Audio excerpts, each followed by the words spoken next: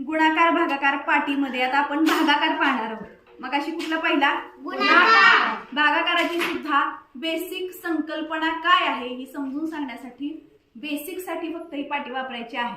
ठीक आहे, करायची सुरुवात। बघा खूप सोपं आहे। आपण घेऊया 15/3। ठीक आहे, मग आधी काय करायचं तर आपण इथं 3 घ्यायचे, छोटी संख्या आपण इथं घेऊया। किती घ्यायचे? 3। ओके, घेतले। ठीक आहे, बघा आता किती घ्यायचे आपल्याला? 15 घ्यायचे। बघा नाही, ते नाही घ्यायचे आपल्याला, कारण त्याचा विभागणी तुम्हाला मला सांगायची, त्यामुळे लगेच आपण ते घ्यायचं नाही, किंबहुना ते वेगळ्या पद्धतीने आपल्याला वापरायचं आहे। बघा किती झाले रे ब्लॉक्स? 14 आणि 15। ओके, काय सांगितलंय? भागाकार करायचा आहे। भागाकार त्या शब्दातच उत्तर आहे। भागाकार, भाग करायचे। कशाचे भाग करायचे? जी दिलेली मोठी संख्या आहे तिचे भाग करायचे आहे। कसे भाग करायचे तर 3 न भाग करायचे।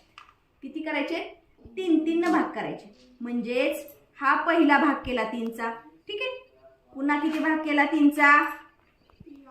अजून एकदा 3चा भाग केला। बघा हे छोटे छोटे ब्लॉक्स आहेत पण व्यवस्थित उचलून मी ठेवलेत म्हणून 3 दिसतात तुम्हाला। ठीक आहे, 3चा एक भाग केला, अजून एक करू का 3चा भाग?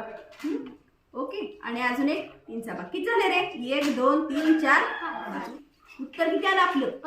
5। बघा 1 2 3 4 5, 15 आपण विभागलेले आहेत। आणि त्याऐवजी जर 16 असतं, हे 15 आणि हे 1, म्हणजे ही आपली बाकी राहिली असती। म्हणजे काय आहे की दिलेली संख्या आपल्याला या गठ्ठ्यात विभागायची।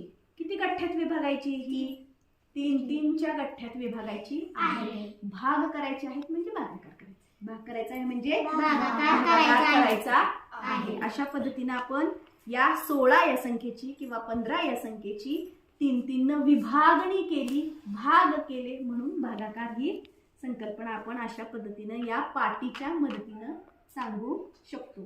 संकल्पना फक्त स्पष्ट करण्यासाठी छोट्या संख्येसाठीच ही पाटी इयत्ता 1ली 2री साठी 3री साठी आपण वापरू शकतो। फार मोठी संख्या घेता येणार नाही, विभाग असे करत बसता येणार नाही, त्यासाठी पाढे पाठांतर करावंच लागणार आहे।